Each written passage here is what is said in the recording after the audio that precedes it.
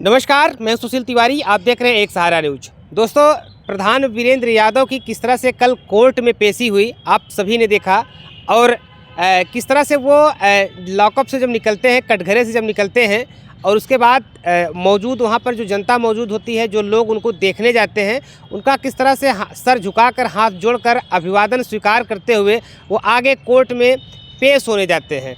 तो किस तरह से आपने देखा। लेकिन उस बीच एक जो बड़ी खबर छूट गई, उसको हम आपको बताने का प्रयास करेंगे, क्योंकि कल मैंने कहा था कि 24 मार्च जो है वो बहुत ही महत्वपूर्ण है, क्योंकि अनुराग यादव के जो हत्यारोपी हैं उनके घरों पर बेदखली की कार्रवाई होनी है। उनके घरों पर बुलडोज़र चलने की जो प्रक्रिया है उसमें लगातार देरी हो रही है। कल उसको भी होना था।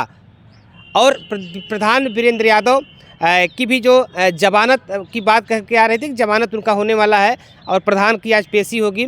पेशी में जज के सामने जब वो पेश होंगे तो क्या कुछ होगा, उस पर भी लोगों की नज़र बनी हुई थी। तो लेकिन वीरेंद्र यादव किस अंदाज में वो जाते हैं और जिस बेबाकी के साथ वीरेंद्र यादव मीडिया में अब तक बयान देते हुए नज़र आ रहे थे, उससे भी कहीं ज़्यादा जो है आक्रोशित थे और उससे भी कहीं ज़्यादा उनके अंदर एक उत्साह कह लीजिए या आक्रोश कह लीजिए वो दिखाई दे रहा है। किस तरह से वो कह रहे थे कि जो आप पूछेंगे वो मैं जवाब दूंगा, कहीं से भी आप पूछिए, क्योंकि उनको ये पूरा भरोसा था कि वो निर्दोष हैं और उनको जो है साजिश के तहत उन्हें फंसाया गया। क्योंकि उन्होंने एक शब्द कहा कि लालता और सुभाष एक हैं, वो एक मत के रहने वाले लोग हैं। क्योंकि गांव की राजनीति को बहुत अच्छे से अगर कोई समझ सकता है तो वो होता है गांव का प्रधान, क्योंकि गांव के एक एक घरों से जुड़ना उसका काम होता है। वोट की राजनीति करता है प्रधान, गांव के विकास का काम प्रधान करता है। तो प्रधान अच्छे से ये समझ सकता है कि कौन किसके साथ है, कौन किसके पाले में जा सकता है।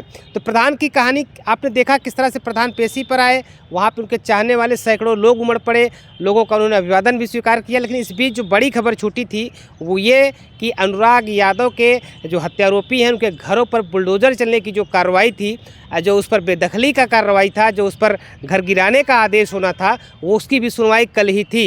लेकिन कल उस खबर को मैं नहीं दिखा पाया उसका, लेकिन डिटेल्स पूरा मेरे पास है। क्योंकि जो अधिवक्ता हैं, प्राइवेट अधिवक्ता, तीनों प्राइवेट अधिवक्ता जो है वो मजबूती के साथ तैयार थे। उन लोगों ने एक लड़ाई लड़ी, उन लोगों ने पूरा प्रयास किया कि जो अनुराग यादव की जो फाइल है उसको लगाया जाए, उस पर आज बहस की जाए। लेकिन इस बीच सत्यवीर जो अधिवक्ता हैं उन्होंने एक बड़ी बात कही कि अगर तहसीलदार के ऊपर कोई दबाव नहीं होगा, तहसीलदार चाहेंगे तो हम जो है आने वाली तारीख पर उस पर जो है फैसला ले लेंगे, उस दिन सुनवाई हो जाएगी। उन लोगों ने पूरा प्रयास किया, क्योंकि एक साथी अधिवक्ता की मौत हो गई थी और उसके कारण से जो है फाइल नहीं लग पाई। 2 बजे तक कोर्ट चला, 2 बजे तक कोर्ट चला, लेकिन 2 बजे के अंदर ही फाइल लगवाने का पूरा प्रयास सत्यवीर के द्वारा, उनके साथियों के द्वारा की गई। लेकिन समय नहीं हो पाया, समय के कारण जो है कमी के कारण फाइल नहीं लग पाई और कंडोलेंस हो गया।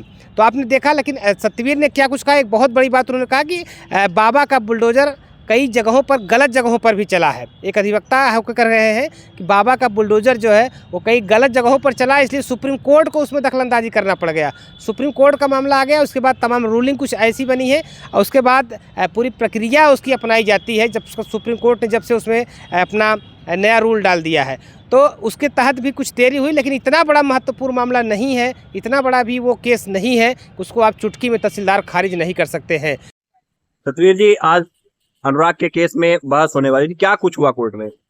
देखिए, आज हमारे एक साथी अधिवक्ता की मृत्यु हो गई थी, दीवानी न्यायालय के थे, तो हमारे यहाँ कंडोलेंस था आज।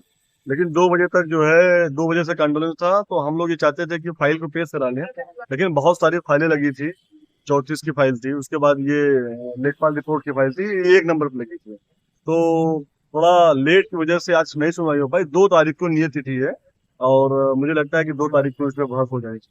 क्या लगता है अगर आज कंडोलेंस नहीं हुआ था तो बहस होती और फैसला आ जाता? नहीं, बिल्कुल आज बहस होनी थी और ये तय भी था। और सारे हमारे सीनियर अधिवक्ता और सरकारी अधिवक्ता और जो नामित अधिवक्ता हैं ये सब लोग तैयार थे और ये था कि आज बहस हो जाएगी तो फाइल आदेश चला जाएगा। निश्चित रूप से फाइल जानी भी चाहिए और नियत तिथि 2 तारीख को है, उसमें बहस हो जाएगी। जितनी तैयारी आप लोगों की तरफ से की गई थी इस बार इंसाफ दिलाने के लिए, उसमें कुछ नहीं है, उसमें सिर्फ बहस होने के बाद, क्योंकि वो निराधार है, बंजर घाटे की भूमि बना हुआ है, उसके घाटे अलग हैं, सब चीज उसमें है, तय है, तो उसमें कुछ बड़ी चीज नहीं है। शासन का आदेश भी है कि 90 दिनों के अंदर अगर इस तरह के मुकदमे हैं तो उनका निस्तारा हो जाना चाहिए। सुप्रीम कोर्ट की भी गाइडलाइन थी। थोड़ा जांच प्रक्रिया, क्योंकि लगातार योगी जी का बुलडोजर गलत लोगों के ऊपर भी चल रहा था, तो इसलिए सुप्रीम कोर्ट ने गाइडलाइन दी है कि जांच करके, और जांच प्रक्रिया के तहत ये चल रहा है। तहसीलदार का मामला उसमें न्यायालय में है। निश्चित रूप से 2 तारीख को बहस अगर हो गई तो अगर हड़ताल और कंडोलेंस नहीं हुआ तो बहस होगी, और बहस होने के बाद फाइल आदेश में जाएगी और बंजर खाते की भूमि पर बने हुए मकान को गिराने का आदेश तहसीलदार महोदय की तरफ से होगा। और ये तय है, क्योंकि जब न्याय होगा तो गिरेगा। अगर तहसीलदार महोदय न्याय करेंगे और न्याय प्रक्रिया के तहत अगर वो कोई दबाव उनके ऊपर नहीं होगा तो ये मकान गिरेंगे। अधिवक्ता सत्यवीर सिंह ने कहा कि अगर तहसीलदार के ऊपर दबाव नहीं होगा तो फाइल जो है 2 अप्रैल को फाइनल हो जाएगी। फाइल 2 अप्रैल को तहसीलदार साहब आदेश में ले लेंगे। इसका जिक्र बार बार सत्यवीर कहते हैं कि प्रशासन के ऊपर दबाव है। उन्होंने लगातार ये भी कहते आए हैं, अपने पिछले उनके कई बयान आप सुनेंगे तो ये भी लगातार कहते हैं कि एक मंत्री का दबाव है, क्योंकि सत्यवीर जो है कांग्रेस के एक लीडर हैं, कांग्रेस के पद पर भी हैं, और सत्यवीर ये कह रहे हैं कि एक मंत्री का दबाव है जिसकी वजह से अभी तक ये घर जो है मुंह चिढ़ा रहा है। आपने पिछले इंटरव्यू में देखा होगा। तो क्या उसी दबाव की वजह से तहसीलदार साहब इस केस में देरी कर रहे हैं? लेकिन अगर कल की बात कर ली जाए, कल जिस तरह से सत्यवीर ने कहा कि हम लोगों ने प्रयास किया कि फ़ाइल मेरी लग जाए, नंबर आ जाए, लेकिन फ़ाइल नहीं लग पाई, क्योंकि 34 की जो धारा 34 होती है उसके तहत तमाम उसमें भी फाइलें लगती हैं, और उसके बाद जो है लेखपाल के रिपोर्ट की फाइलें लगती हैं, जिसमें अनुराग यादव की हत्यारों और हत्यारोपी जो हैं उनकी फ़ाइल पहले नंबर पे थी। लेकिन वहाँ तक मामला पहुँच ही नहीं पाया, क्योंकि आमतौर पर जब ये फ़ाइल लगती है तो कोर्ट के सारे अधिवक्ता एक साथ होकर के कहते हैं कि सबसे पहले इसी फाइल को देखा जाए, उसके बाद कोई और फाइल देखा जाए। तो कल नहीं लग पाया। लेकिन जो दबाव की बात सत्यवीर लगातार कर रहे हैं कि ये दबाव अगर तहसीलदार के ऊपर नहीं होगा तो फाइल जो है 2 अप्रैल को आदेश में ले ली जाएगी। फिलहाल 2 अप्रैल को क्या कुछ होगा ये हम आपको ज़रूर बताने का प्रयास करें, लेकिन दबाव कहीं न कहीं जिस तरह से अधिवक्ता कह रहे हैं, जिस तरह से और भी नेताओं ने कहा कि दबाव है, दबाव है, दबाव है, जिसकी वजह से लालता यादव का मकान जो है अभी भी वो सीना ताने खड़ा हुआ है, लोगों को मुँह चिढ़ा रहा है।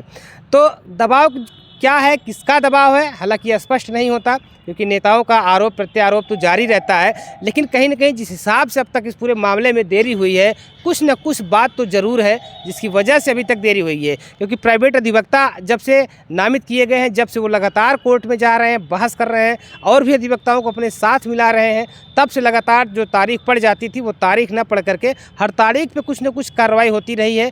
एक समय ऐसा आ गया है कि लोगों को ये लगा कि आज ही इस केस में फाइनल हो जाएगा, लेकिन फिर एक तारीख मिल जाती है। तो इस तारीख के छुटकारा कब तक मिलता है? इस तारीख जो है ये कहीं ना कहीं उस मकान से भी ज़्यादा वज्र हो गया है। ये तारीख जो लगातार उस मकान को बचाने के लिए एक नई तारीख के रूप में आ जाता है। तो आने वाला समय जो 2 अप्रैल का है वो भी बड़ा महत्वपूर्ण समय होने वाला है। क्या 2 अप्रैल को तो तहसीलदार साहब फाइल को आदेश में ले लेंगे या कोई आदेश कर देंगे, चाहे तो घर जो है वो बना रहेगा उसी तरह से, या फिर उस घर पर जेसीबी गरजेगी, या उस घर पर बाबा का बुलडोज़र गरजेगा और अनुराग यादव के जो हत्यारोपी हैं उनके घरों को जो है जमींदोज किया जाएगा। तो क्या कुछ होगा अब 2 अप्रैल के गर्भ में है। 2 अप्रैल को जैसे ही कोई मामला इसमें डिटेल निकल करके आता है, क्योंकि 2 अप्रैल को भी अधिवक्ताओं ने पूरा मूड बनाया, 2 अप्रैल को हर हाल में फाइल को आदेश में करवा ही लेना है। तो 2 अप्रैल को जैसी भी कोई उस केस की अपडेट निकल करके आती है तो सबसे पहले हम आपको बताने का प्रयास करेंगे।